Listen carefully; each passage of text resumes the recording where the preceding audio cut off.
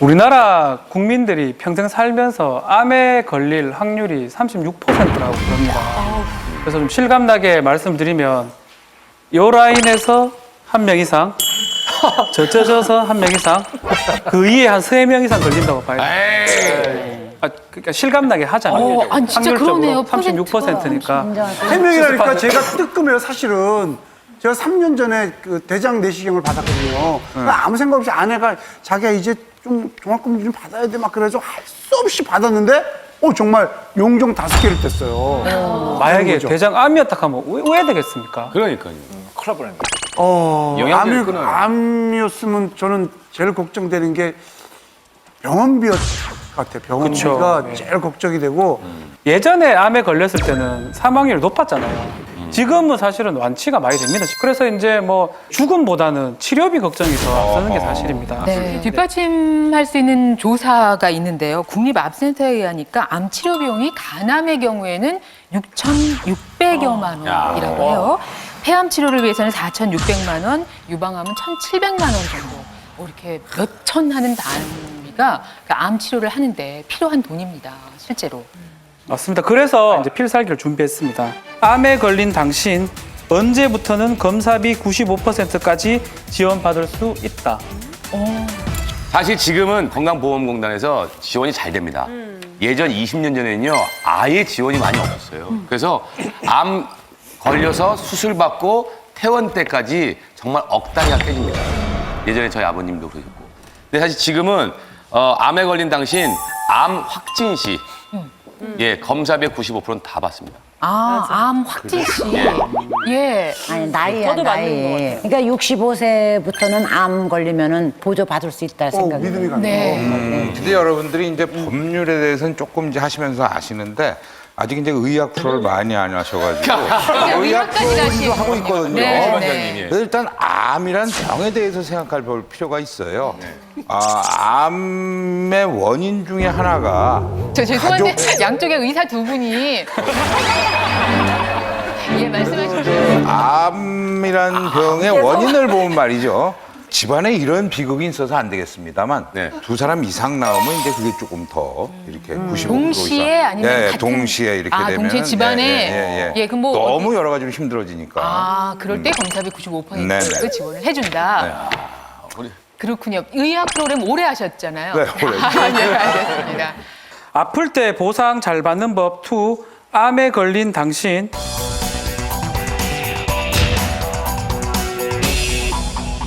지금 당장 검사비 95%까지 지원받을 수 지금 있다. 당장. 그러면 네네. 뭐 연령도 상관없죠? 예. 모두가요? 예. 지금 어떤 사례가 있었냐면 60대 여성 환자가 혈액암 판정을 받았어요.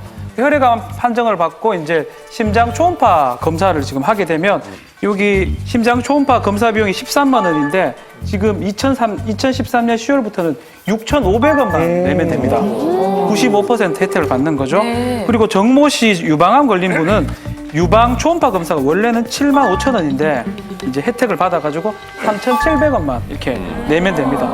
근데 왜 이래 뚝 떨어지는지 궁금하시진 않습니까? 따라해서 그렇게 정했겠죠, 뭐. 뚝 떨어지라고. 맞습니다. 예.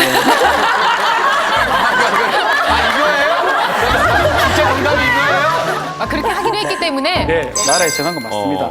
그래서 이제 옛날에 암 환자 같은 경우는 2013년 9월 이전에는 그 초음파 비용 이런 걸 모두 암 환자가 부담하러 돼 있습니다. 근데 올해 10월부터는 95%를 이제 그 나라가 지원해 주는데요. 4대 중증 질환입니다. 뭐냐면 암, 그리고 이제 심장 질환, 뇌혈관 질환, 희귀성 난치병 이런 것들에 대해서는 검사 비용을 국가에서 95% 지원해 주는 겁니다. 근데 사실은 초음파 비용이 뭐가 그리 비싸노 이렇게 얘기할 수 있는데요.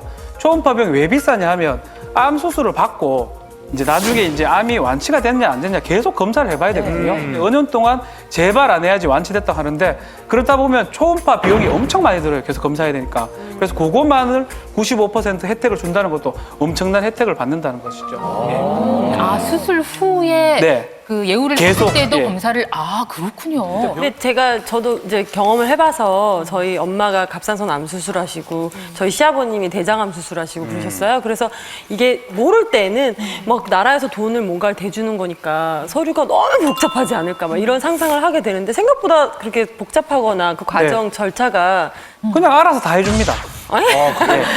그랬었나? 이제 뭐 진단 받고 초음파 검사가 됐다면 당연히 알아서 그렇게 공제를 해줍니다, 국가에서.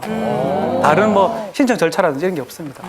근데 그 사실 암에 걸리면 수술 이후에 유지비라는 게 엄청나게 커집니다. 맞아. 예, 예를 들어 뭐 약값도 있죠. 사실 그런 검사비 말고도 다른 것도 좀 지원을 해줘야 되는 것이 아닌가라는 생각이 들거든요. 당장은 아직 지원이 안 되고 있고요. 2016년이 되면 고가의 항암제, 유전자 비용, 검사 비용, 뭐 방사선 치료비, 또 수술 치료비 이런 것들이 이제 지원될 수 있도록 이렇게 준비 중입니다. 암 환자 위해서 국가, 정부, 보건복지부랑 보험회사, 약 제약회사 이렇게 합의를 하고 있고 앞으로 좋은 결과가 날 것 같습니다. 그럼 저희 같은 이렇게 일반 사람들이 누릴 수 있는 그 병원비 혜택은 없을까요? 신재환 씨 같이 아이를 둔 주부들을 위한 이 혜택이 있는데요. 먼저 2014년 1월 1일부터 어린이 정기 예방 접종을 무료로 받을 수가 있습니다. 진짜요? 지금까지는 이제 접종을 할 때마다 5,000원씩을 내도록 돼 있었는데 2014년 1월 1일부터는 무료로 할 수가 있고요. 그 대상도 초등학교 6학년 이하의 어린이들은 비형 감염, 수두, 일본 뇌염과 같이 정기 예방 접종 주사 11종을 무료로 하실 수가 있습니다. 네. 보건소 홈페이지 예방접종 도우미에서 무료로 예방접종을 받을 수 있는 병원이나 의료기관이 소개돼 있으니까 참고하시면 좋겠습니다.